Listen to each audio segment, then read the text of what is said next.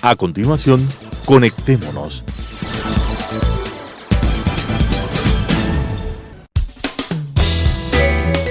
Clasificación A. Apto para todo público.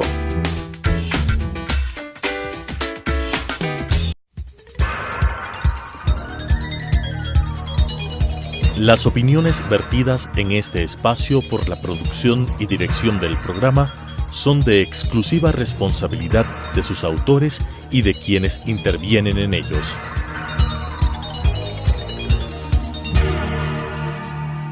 Telesucesos Canal 29 UHF presenta Conectémonos. El presente no es producto del azar. Hay múltiples hilos conductores que nos explican y contextualizan el proceso del desarrollo humano. Sigamos esas pistas y tengamos una mejor comprensión de los cómo y los porqués de nuestras realidades, con la conducción de Alan Cathay. Conectémonos. Lógicas distintas. La política norteamericana hacia adentro. Tendemos a equivocarnos y malamente cuando analizamos conductas ajenas según nuestros criterios y perjuicios. Nos sucede mucho en la interpretación histórica cuando aplicamos categorías modernas y actuales, valores y motivaciones del hoy, a hechos suscitados siglos y hasta milenios atrás.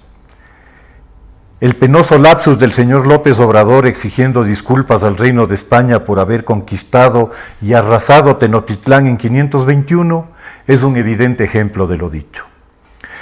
Cosa parecida nos sucede cuando observamos el para nosotros sin sentido Brexit inglés, la teocracia iraní o el populismo italiano. Nos parecen posturas extravagantes, anacrónicas, hasta absurdas, cuando ciertamente tras ellas hay personas seguramente muy inteligentes, preparadas y capaces, que han logrado convencer a sus conciudadanos de las virtudes y ventajas de sus propuestas. Difícilmente podremos achacar a ingleses o italianos de incultura o de situaciones límites de miseria, o a Irán, más allá de su fundamentalismo islámico, de algo similar. Conectémonos pretende analizar hoy las mecánicas propias de la gestión política al interior de la democracia norteamericana, la democracia institucional más antigua e ininterrumpida en el mundo. Desde 1776 muestra una continuidad extraordinaria de su sistema político y administrativo, con una efectiva división de poderes, con los balances y controles que se aplican al poder. En 243 años no se ha dado un golpe de Estado, un cuartelazo, un asalto al poder constituido producto del voto popular de acuerdo a las leyes vigentes. Para Latinoamérica, esto es insólito, prácticamente inconcebible, dada la larga tradición de caudillos, mesías e iluminados que como hongos brotan del fértil suelo del engaño, la falacia y la promesa hueca del paraíso. No en vano la literatura latinoamericana recoge como leitmotiv en su trayectoria a estos personajes como una caricatura de lo que somos. Desde yo el Supremo hasta el señor Presidente, dolorosamente nos retrata y nos define. Y así todo, nos permitimos criticar y condenar las prácticas y métodos de ese país en lo que a su gestión interna en lo político respecta.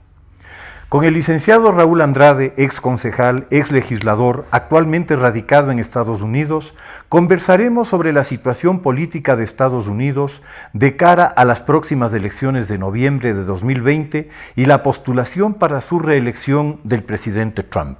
Bienvenido, Raúl. Ese es el tema para conversar. Gracias, Alan. Muy gentil, muy agradecido y mucho gusto de poder estar en tu programa. Encantado. Bien. ¿Cuáles ves tú como los temas centrales de la campaña para la próxima elección? Bueno, mira, empecemos por entender el fenómeno Trump. Creo que eso es lo básico. ¿Qué es lo que ha estado pasando todos estos años en Estados Unidos? Un país acostumbrado a ser líder, un país acostumbrado a ser el primer poder en el mundo, un país que tiene un concepto del mundo muy aislado de sus fronteras. Para el norteamericano común, Estados Unidos empieza en México y termina en el Polo, y no hay prácticamente nada más. Para ellos ha sido un despertar muy duro, para ellos ha sido muy difícil, me refiero para el norteamericano promedio, el entender que hay otras fuerzas en el mundo. Y el sentir que sus intervenciones, el sentir que sus movimientos, tanto militares como políticos, no han sido coronados por un éxito inmediato, porque hay una serie de situaciones de orden geopolítico que han impedido este aparente triunfo, les ha generado muchísima confusión y muchísima preocupación. Todos los gobiernos que no funcionaron bajo la lógica del republicano promedio, que es volver a poner a Estados Unidos en el vértice del mundo, poder manejar su economía y su, de alguna manera, control sobre el resto del mundo, son situaciones de frustración y difíciles de digerir. En este fenómeno de alguna manera frustración del norteamericano medio, aparece el macho alfa, como se puede llamarlo. Un personaje que se presenta a sí mismo como alguien que sea autoformado, un personaje muy rico, de una cantidad muy importante de dinero a su haber, un personaje que se ha mantenido siempre, digamos que en la farándula tanto electorera como política como social, mundana, un hombre que encarna al norteamericano típico, es decir, el triunfador, el que le va bien en los negocios, el que es capaz de imponer su voluntad y de alguna manera el que traza las líneas muy claras.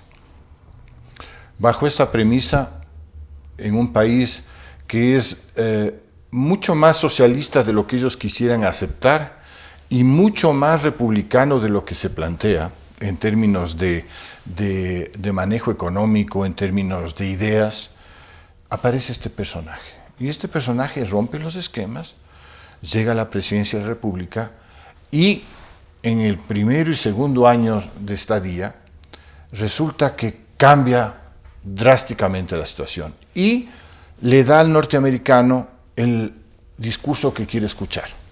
Te doy ejemplos sencillos. Resulta que en este momento en Estados Unidos el índice de desempleo es del 3%. Eso en la práctica significa pleno empleo. Porque siempre hay alguna persona que está entre dos empleos, siempre hay alguien que está viviendo bajo el seguro social porque salió de un trabajo, estuvo en una enfermedad, un problema, está de viaje. Es decir, hablar del 3% es decir nada. Y adicionalmente resulta que Estados Unidos empieza con las medidas que toma Trump, que se pueden llamar protectoras, restrictivas, etc. Estados Unidos empieza a dejar de ser el Paganini de todos los proyectos de los demás países en los que antes Estados Unidos intervenía y ponía la plata y el resto no ponía. Sino que Trump dice, a ver, con la típica mentalidad del hombre de negocios, ¿no? Esto tiene que ser un negocio para ambos. Si yo pongo dinero, tengo que recibir algo a cambio. Si es que yo abro las fronteras para X o Y aventura comercial, tengo que recibir algo. Y lo primero que tengo que hacer es lograr que la gente que vive del Estado empiece a producir y no sería una carga para el Estado. Porque hay una cifra que nosotros no conocemos mucho acá, pero que es muy importante explicar. Hay 40 millones de personas que viven en Estados Unidos de una forma u otra de lo que se llama el welfare o la asistencia social.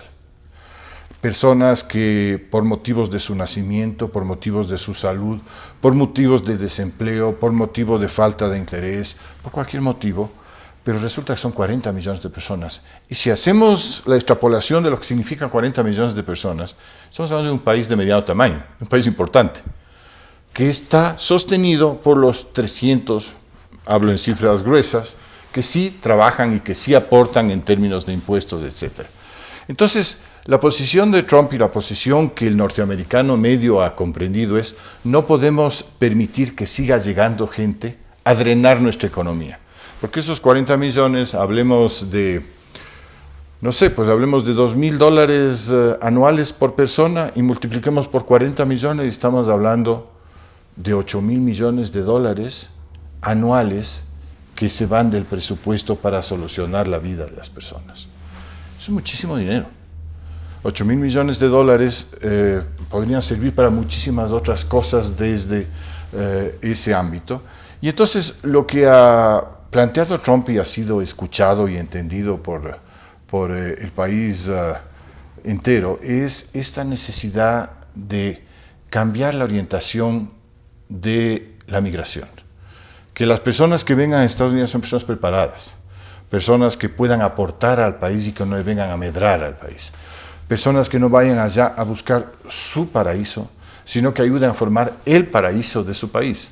Para nosotros latinoamericanos esto es difícil de entender, porque nosotros vemos únicamente el fenómeno desde el punto de vista de que queremos ir a la tierra prometida. Pero para el norteamericano significa un desmedro en su capacidad y en su calidad de vida, que, si es que no es frenado, puede sembrar raíces para que el país tenga serios problemas en el futuro inmediato e inmediato. Me haces un comentario, Raúl, de 40 millones de personas que estarían viviendo de la asistencia social por A o B circunstancias. Uh-huh. Entendería yo que estos 40 millones no entran al cálculo del desempleo del 3%, obviamente, porque me imagino que de una población económicamente activa del orden de 230 millones, estos 40 millones no están considerados dentro de este segmento. No están considerados porque están protegidos por el Estado. Por eso te decía hace un momento que Estados Unidos es mucho más socialista de lo que se quisiera hablar. Claro. Hay estados, como en el que yo resido, por ejemplo Minnesota, en el que hay un trabajo social muy fuerte, muy sólido para proteger al migrante, para proteger a la persona que llega sin recursos, para proteger a la persona que de alguna manera necesita todo para instalarse. Entonces, te pongo un ejemplo. Viene una pareja de refugiados, logra pasar los controles y entrar, tienen un hijo, el hijo automáticamente pasa a ser norteamericano, el hijo adquiere una serie de derechos, tiene seguro social desde el momento que nace, tiene seguro médico desde el momento que nace, tiene derecho a educación gratuita. Cuando es mayor de edad puede reclamar o legalizar la situación de sus padres, porque es norteamericano. Todo eso tiene además un respaldo de lo que se llaman trabajadores sociales o trabajadoras sociales, que básicamente están pendientes de que esa persona se convierta en una persona de bien, que esa persona logre culminar sus estudios, que logre cumplir sus sueños, que logre manejar sus metas. Pero eso tiene un costo, pues, ¿no? Eso tiene un costo para el Estado, tiene un costo para el país, tiene un costo para todas las organizaciones que se mueven alrededor de eso. Y entonces, obviamente, para una persona que no tiene nada porque su país ha fracasado en el manejo de la economía para darle esas posibilidades, pues Estados Unidos suena muy bien, ¿no? En este momento, el escenario político, al menos al interior del Partido Republicano, no muestra ninguna amenaza hacia el presidente Trump. Por supuesto. El presidente Trump no va a tener oposición al interior de su partido para... Por supuesto. El poder es un gran pacificador. Es un extraordinario pacificador. Sin embargo, en el otro partido, en el Partido Demócrata, encuentras una división importante y que se hace evidente por la frondosa presentación de candidatos, pues no creo que haya 18 candidatos, estamos casi como para la alcaldía de Quito. Pero en el Partido Demócrata se está produciendo un fenómeno generacional extremadamente interesante. Hay una tendencia muy fuerte en un electorado joven al interior del Partido Demócrata a inclinarse más hacia la izquierda, más hacia lo que podríamos llamar un socialismo, y parecería que la estrategia del presidente Trump es justamente empujarle al Partido Demócrata hacia allá, o al menos a esa sección del Partido Demócrata hacia allá, y lograr una escisión entre el votante tradicional del Partido Demócrata y el nuevo. Mira, estás en lo correcto. Lo que tenemos es que empezar a ver las cosas con objetividad, ¿no? Y el Partido Demócrata tiene un discurso políticamente correcto, pero económicamente inviable en el mediano y largo plazo.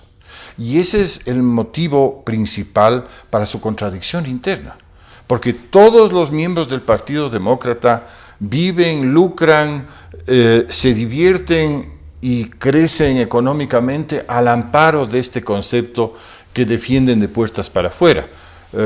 Tú verás, por ejemplo, los actores que son producto de la famosa meca de Hollywood y que básicamente reciben millonadas por película, son artistas que de la noche a la mañana se enriquecieron, se convirtieron en mecenas y que mantienen su esencia de antisistema, su esencia de crítica al establishment, pero al mismo tiempo se han beneficiado terriblemente de él. Igualmente, si tú revisas la cantidad de millonarios que apoyan al Partido Demócrata, son personas que tienen raíces migrantes, humildes, que de alguna manera tienen esta visión un poco idealista del mundo, pero que finalmente están enfrentadas a un país en que el verdadero motor es el crecimiento, el trabajo, el orden, la dedicación y la disciplina. Y entonces todo este discurso, que es muy bueno para vender en elecciones, se choca con la realidad, porque resulta que la única manera de sostener las demandas que tiene este pueblo insatisfecho es emitir más dinero. Y claro, para Estados Unidos, entre comillas, suena fácil porque resulta que son al mismo tiempo los dueños de la maquinita, pero al mismo tiempo son los grandes acreedores por cuenta de la maquinita, porque obviamente el Estado tiene un déficit cada vez mayor. Trump está analizando el tema desde el punto de vista económico, más que social, pero finalmente es un efecto real que produce en la sociedad el cuadrar las cuentas.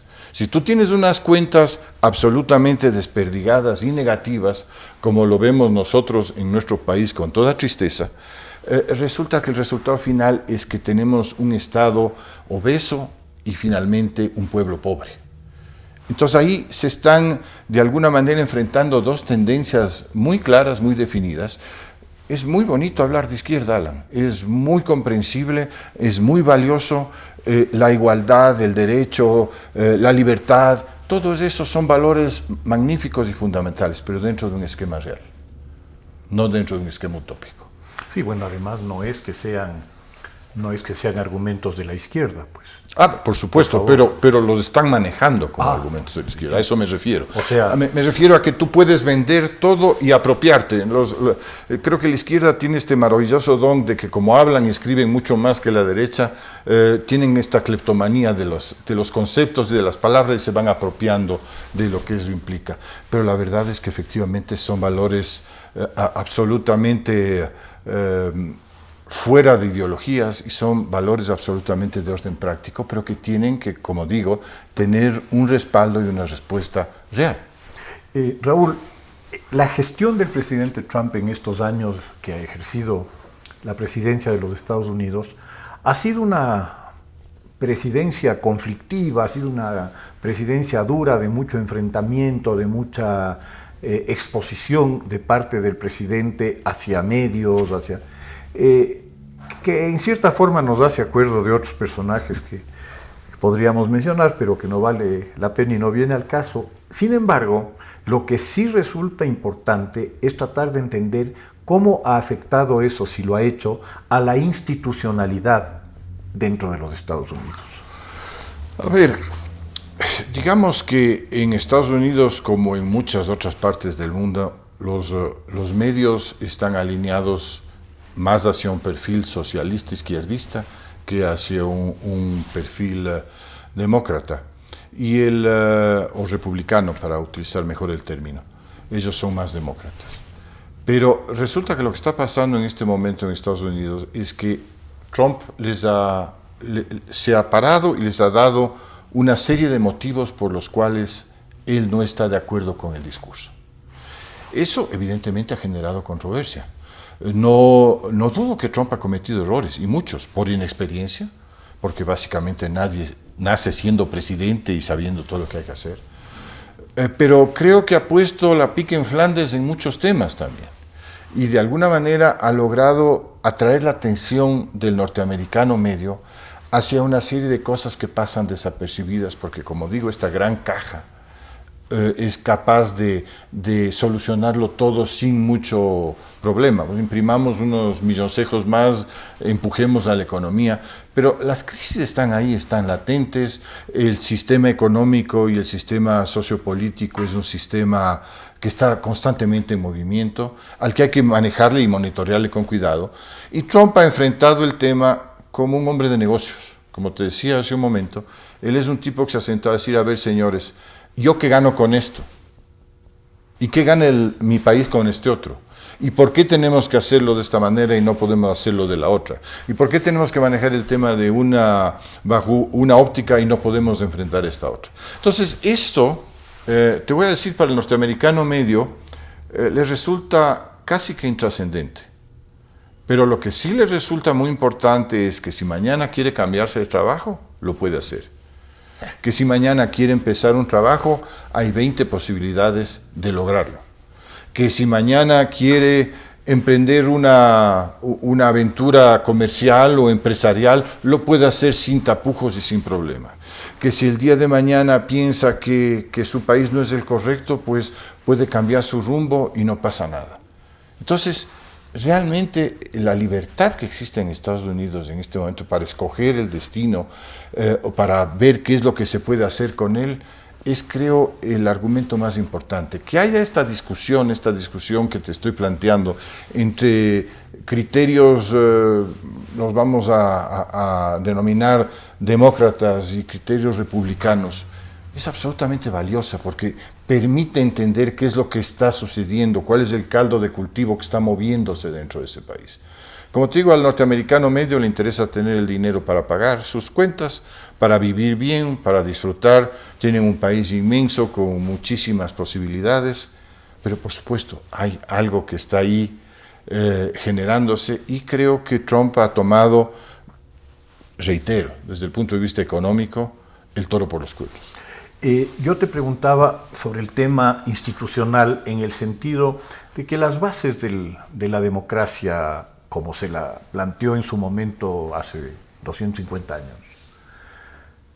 hacen referencia a una división de poderes, hacen referencia a unos checks y controles que son importantes para que el poder no sea omnímodo. Claro, la institucionalidad. La institucionalidad. Esa institucionalidad a nivel Congreso, a nivel Cortes, ¿no está siendo minada por la gestión de Trump? Yo te diría que no. Yo te diría que no, porque justamente los controles son fuertes, porque justamente las instituciones son más poderosas que las personas. Porque un juez de Alabama puede mañana determinar por sentencia que, qué sé yo, el planteamiento de Trump de no permitir más ilegales es inconstitucional, me invento. Es respetado, es aceptado, no es cuestionado, porque ese hombre está tomando su decisión jurídica no en base a intereses políticos, sino en base a la letra de la ley. Tú sabes que en Estados Unidos la ley no funciona tanto en lo escrito cuanto en el tema de la jurisprudencia y de la casuística en cada caso.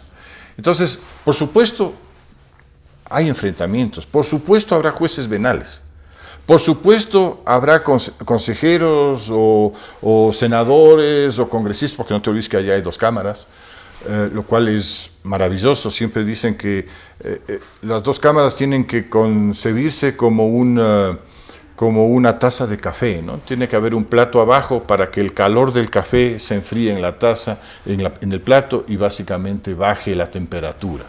Entonces, efectivamente, lo que sucede en Estados Unidos es que tienes una Cámara de Representantes efervescente, que ya tienes una Cámara de Senadores que calma las aguas y que de alguna manera enfrenta las cosas. Si es que hay un juez venal, hay una Corte Suprema que es así, se precia de ser incorruptible, se precia de generar sentencias en base a estricto derecho y no en base a intereses políticos. Hace muchos años que el gobierno norteamericano no ha podido meter la mano en la justicia. Y creo que eso es una de las explicaciones para la institucionalidad a la que tú hacías referencia, y al hecho de que en Estados Unidos no se piensa como aquí de treparnos a las ventanas de la presidencia para imponer nuestro criterio de cualquier manera. No, allá hay un orden establecido, hay un respeto y hay algo que es importantísimo, Alan, que creo que es producto de 2 guerras. Hay un amor a su país profundo.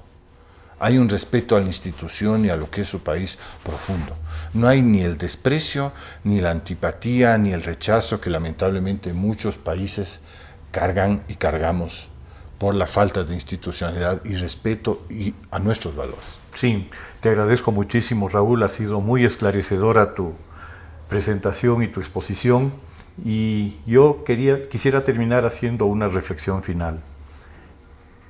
¿Qué porcentaje de migrantes centroamericanos, latinoamericanos, sudamericanos van a Estados Unidos y qué porcentaje de ellos va a Cuba, por ejemplo? Esa es la reflexión que quería hacer y justamente con eso terminar esta interesantísima entrevista. Gracias, Raúl. Gracias, Alan. Gracias a ti. Las opiniones vertidas en este espacio por la producción y dirección del programa son de exclusiva responsabilidad de sus autores y de quienes intervienen en ellos.